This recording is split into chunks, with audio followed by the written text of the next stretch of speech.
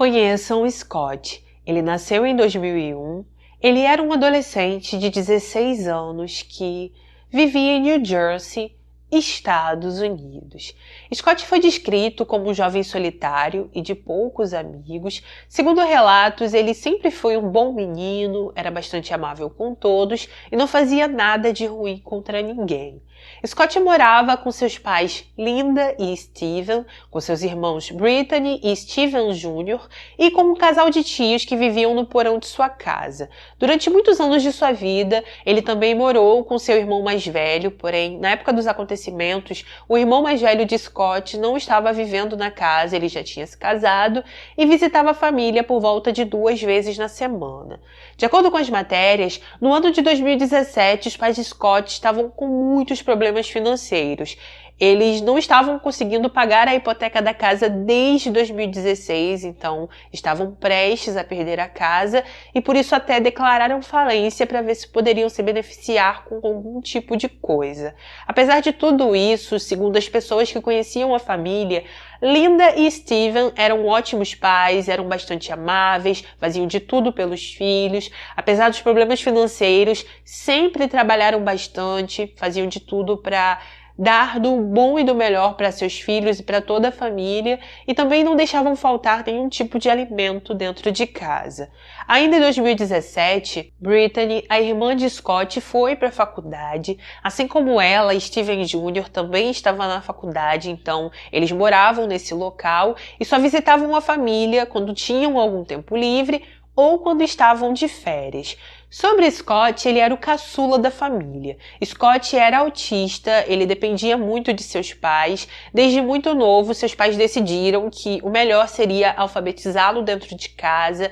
Era Linda, a mãe de Scott, quem o vestia todos os dias. Era ela também quem o alimentava, porque ele tinha paladar infantil, sempre foi sua melhor amiga, fazia de tudo com ele e até permitia que Scott dormisse diversas vezes na cama que dividia com o marido, porque ele não gostava de dormir sozinho, eles realmente faziam de tudo pelo filho. Em 2017, em um mês que não foi especificado nas matérias, Scott teve uma conversa séria com a mãe. Ele disse que estava tendo alguns pensamentos onde tirava a vida de seus familiares, falou que estava tendo esses pensamentos com frequência e ao ouvir isso, Linda ficou bastante preocupada. Apesar de toda a preocupação, ela disse ao filho que ele não deveria contar sobre esses pensamentos para ninguém. Linda disse que ele não deveria contar sobre isso nem para seu terapeuta. Scott, então, aparentemente, a questionou sobre isso, disse que queria contar para o terapeuta ou para outras pessoas o que estava pensando, porém Linda disse para ele para não contar, enfatizou que ele não deveria fazer isso, porque senão ele com certeza seria enviado para um hospital psiquiátrico e ela não queria ficar longe dele. Após a conversa que Scott teve com a mãe, algumas semanas então se passaram. No dia 31 de dezembro de 2017, Linda passou o dia enfeitando a casa para o ano novo. Ela estava muito feliz porque vários membros de sua família estavam no local. Steven e Brittany foram para casa para poder passar o ano novo com a família. O avô de Scott, um homem chamado Adrian, também foi até o local para poder comemorar o ano novo com todos. Ele levou sua namorada Mary para participar das festividades e então todos estavam muito animados para poder comer e assistir os programas de televisão que eles estavam acostumados a assistir na véspera de Ano Novo. Durante todo aquele dia, eles ficaram juntos. À noite, eles pediram pizza, se reuniram, comeram, ficaram assistindo TV, até que em determinado momento, por volta de 11h20 ou 11h30 da noite, Scott decidiu que queria ir para seu quarto. Assim que subiu as escadas, ele entrou no quarto, pegou uma arma que pertencia a seu irmão. Após isso, ele colocou óculos escuros, colocou protetores de ouvido, se vestiu com roupas pretas, desligou a luz de seu quarto e então chamou sua mãe. Assim que Linda chegou ao quarto do filho, ela viu que estava tudo escuro e por isso decidiu acender a luz. Assim que ela tocou no interruptor, Scott atirou na mãe, ele tirou a vida dela. Quando Steven, o marido de Linda, escutou os tiros, ele subiu as escadas para ver o que estava acontecendo. Antes que Steven pudesse chegar ao quarto, Scott também atirou, tirou a vida do pai e após isso ele desceu as escadas para poder ir atrás do restante de sua família. Como todas as pessoas que estavam na sala escutaram o barulho, eles começaram a correr e a se esconder. Com isso, Scott seguiu em direção à cozinha. Ele encontrou sua irmã Brittany e a namorada de seu avô, a mulher que se chamava Mary. Primeiro ele tirou a vida de Mary e depois disso ele atirou e tirou a vida de sua irmã Brittany. Após fazer tudo isso, ele se virou, seguiu em direção a seu avô Adrian e a seu irmão Steven Jr. Assim que se aproximou deles, os dois começaram a pedir para Scott parar. Eles disseram que ele não precisava fazer aquilo, porém Scott não quis parar e decidiu que também iria fazer o mesmo com eles. Enquanto Scott estava se preparando para atirar nos dois, a polícia entrou na casa. O que acontece é que por volta de 11h45 da noite, um vizinho da família escutou os barulhos, ele ligou para a polícia e então os policiais chegaram em minutos na casa. Assim que entraram no local, Scott começou a atirar nos policiais. Minutos depois, os policiais conseguiram contê-lo, o prenderam e então o levaram para a delegacia. As únicas pessoas da casa que conseguiram sobreviver foi o avô de Scott, aquele homem que se chamava Adrian, seu irmão Steven Jr. e o casal de tios que viviam no porão de sua casa. Assim que Scott chegou à delegacia, ele logo foi interrogado pelos detetives. De acordo com os oficiais, o adolescente respondeu às perguntas de maneira calma, ele não demonstrou nenhum tipo de emoção e não teve problemas para relatar com detalhes o ocorrido. Durante o interrogatório, Scott disse para os detetives que sabia o que estava fazendo, mas que parecia que quem estava fazendo aquilo não era ele. Ao ouvir isso, o detetive o questionou. Ele perguntou a Scott se ele realmente sabia o que estava fazendo com sua família. O adolescente respondeu que sim. O detetive o questionou mais uma vez, perguntou se ele estava ouvindo vozes ou tendo algum tipo de alucinação quando tirou a vida de sua família. Scott respondeu que não e também deu a entender que estava bem lúcido quando fez tudo aquilo. Ainda durante o interrogatório, Scott enfatizou que já tinha pensamentos sobre tirar a vida de sua família há algum tempo. O detetive então perguntou por que ele não atirou imediatamente no avô, assim como fez com o restante da família. Ele disse que não sabia por que não fez isso. Mencionou que estava muito cansado, que provavelmente nunca mais iria tirar a vida de alguém. Porém, logo após dizer isso, ele terminou a frase com dúvidas, dizendo que não tinha certeza absoluta se algum dia ele não faria isso de novo. Scott também disse aos detetives que ele aprendeu a usar a arma vendo vídeos na internet. Ele contou que roubou a arma de seu irmão, começou a pesquisar sobre ela e também começou a pesquisar sobre jovens que já tinham feito a mesma coisa que ele queria fazer. Scott disse: "Quando tudo estava acontecendo, eu senti como se estivesse assistindo um filme, como se estivesse vendo tudo no fundo da minha mente. Eu continuei atirando até que eles, pararam de se mover." Enquanto Scott estava contando tudo em detalhes para os detetives, seu irmão mais velho estava ao lado dele dentro da sala. Por muitas vezes, o irmão o tratou com carinho, com proteção, porém seu semblante mostrava o quanto ele estava arrasado ao ouvir tudo aquilo. Assim como Scott, a tia dele, aquela que vivia com o marido no porão da casa, também foi ouvida na delegacia. Ela disse que estava com o marido e com a família comendo pizza no momento em que tudo aconteceu. Ela mencionou que assim que eles escutaram os tiros, começaram a correr pela casa, se esconderam e que, felizmente, ela e o marido conseguiram sobreviver.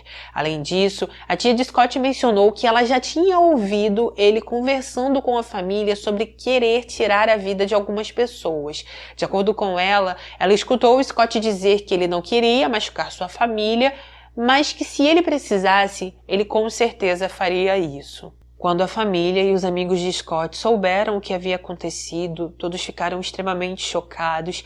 A maioria deles disseram que Scott era um menino bom, gentil, amigável, que nunca fazia mal a ninguém e que por isso eles jamais imaginavam que ele poderia fazer algo assim.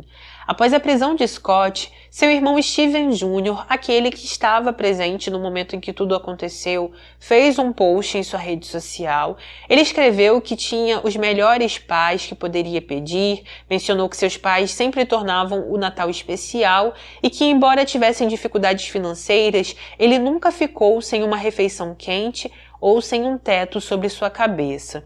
Steven Jr. disse o seguinte: "Eu só gostaria de poder dizer a todos eles o quanto eles significaram para mim e o quanto eu realmente amei cada um deles, porque eu tenho certeza que eu não fiz isso o suficiente." Após a prisão de Scott, seus advogados fizeram de tudo para que ele não fosse enviado para a prisão e sim para um hospital psiquiátrico. Apesar das tentativas, eles não conseguiram. Scott foi sim enviado para uma prisão e ele ficou aguardando seu julgamento por muitos anos, pois esse julgamento só aconteceu em fevereiro de 2022. Durante o julgamento, mais uma vez os advogados fizeram de tudo para que a fita da confissão de Scott não fosse exibida no tribunal. Apesar das tentativas, os promotores conseguiram a autorização para exibi-la e por isso todos que estavam presentes conseguiram ver o quanto ele estava lúcido e o quanto ele contou em detalhes tudo o que ele fez naquele dia, como ele falava com detalhes tudo sobre o crime e como estava calmo e bastante tranquilo ao falar com os detetives. Quando os advogados de Scott foram ouvidos, eles disseram que o cliente não sabia o que estava fazendo quando tirou a vida de sua família. Em determinado momento da audiência, eles chamaram uma psicóloga que atendeu Scott após o ocorrido para ser ouvida. Ao ser ouvida, essa psicóloga mencionou que Scott havia sofrido um surto psicótico no dia 31 de dezembro de 2017 e enfatizou que ele estava em um estado dissociativo no dia do crime. Ainda de acordo com a psicóloga, Scott disse que teve diversas alucinações meses antes do crime. Ele contou a ela que constantemente via uma mulher deitada em sua cama, que essa mulher parecia ser humana, mas que em determinado momento, quando ela olhava para ele, seus olhos ficavam vermelhos, ela mostrava seus dentes longos e afiados e do nada seu corpo ficava completamente escuro. Ainda de acordo com a psicóloga, Scott também lhe disse que contou tudo o que estava acontecendo à sua mãe. Ele disse a Linda que acreditava que a família estava querendo machucá-lo, contou que tinha pensamentos sobre fazer mal à família, mas que sua mãe ficou com medo do que poderia acontecer com ele e por isso disse apenas que Scott precisava ignorar esses pensamentos e que ele não podia contar tudo para ninguém. Segundo a psicóloga, ele também contou que no dia 31 pela manhã foi tomar banho como costumava fazer todas as manhãs. Segundo Scott, enquanto estava no chuveiro, ele ouviu uma voz diferente e, segundo ele, essa voz lhe disse: "Bem-vindo ao lado do mal." Como diagnóstico final, a psicóloga declarou aos jurados que acreditava que Scott estava apresentando sintomas de esquizofrenia. Ela afirmou que no dia do interrogatório ele estava em piloto automático falando com a polícia, mencionou que durante o interrogatório ele contou que não parecia que era ele quem estava fazendo tudo aquilo, pois parecia que ele estava apenas assistindo um filme. De acordo com ela, essa declaração mostrava claramente que ele tinha esquizofrenia precoce e que por isso fez o que fez e cometeu aquele crime contra sua família. Após essa psicóloga ser ouvida, a promotoria chamou um outro psicólogo que tinha um diagnóstico diferente para Scott. Esse psicólogo da promotoria disse que Scott não era esquizofrênico. Ele explicou que as alucinações que Scott teve na noite do crime não justificavam um diagnóstico de esquizofrenia, porque, segundo ele, Scott as experimentou por um curto período de tempo e não de forma consistente como acontece com alguém que realmente tem esquizofrenia. O psicólogo apontou que, enquanto Scott estava encarcerado na prisão, ele não sentiu que Scott se beneficiaria com o uso de medicamentos antipsicóticos. Ele também mencionou que no dia que foi interrogado pelos detetives, Scott chegou a ser questionado se estava passando por algum tipo de paranoia e sua resposta foi não.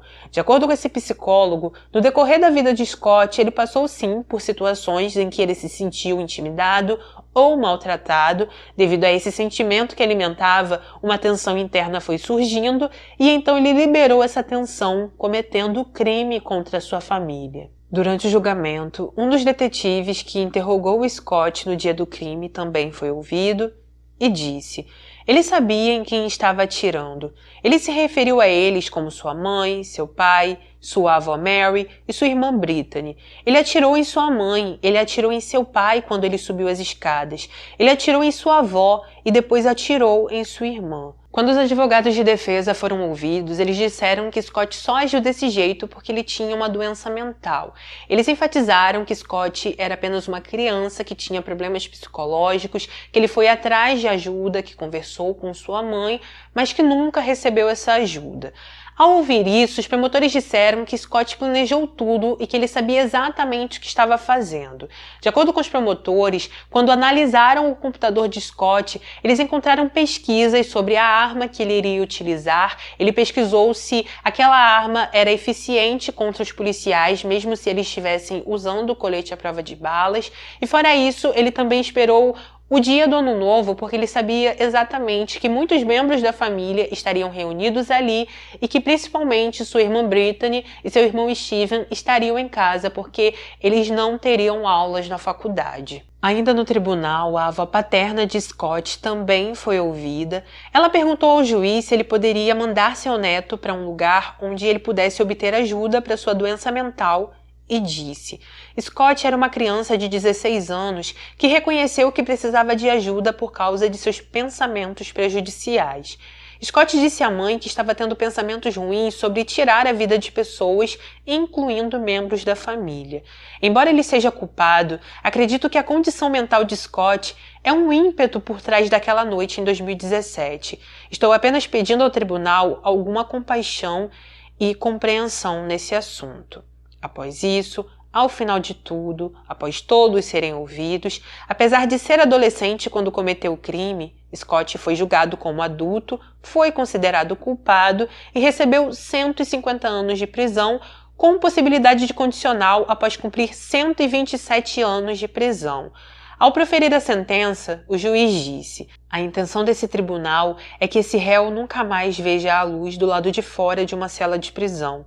Eu espero que um dia ele perceba a magnitude do que fez e o que o fez terminar aqui. Enquanto ouviu sua sentença, Scott não demonstrou nenhum tipo de emoção. Quando o juiz perguntou se ele queria falar alguma coisa, ele disse que não queria. Também não demonstrou emoção quando ouviu o depoimento de seu irmão Steven e muito menos quando ouviu o depoimento de seu avô Adrian. Os dois estavam na casa no dia do crime e relataram em detalhes no tribunal tudo o que aconteceu naquela noite. Assim que terminou o julgamento, os advogados de Scott falaram com jornalistas.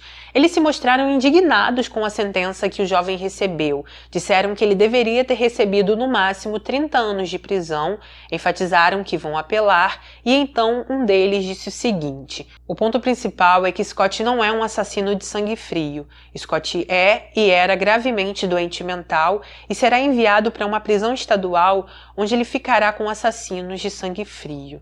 Assim como os advogados, a família de Mary, namorada do avô de Scott, também ficaram indignados com a sentença. Porém, eles não ficaram indignados porque achavam que ele deveria receber uma pena menor, e sim porque achavam que 150 anos era pouco e que ele deveria receber a pena de morte. Uma das irmãs de Mary disse: ele deveria sofrer consequências adultas por seus atos hediondos.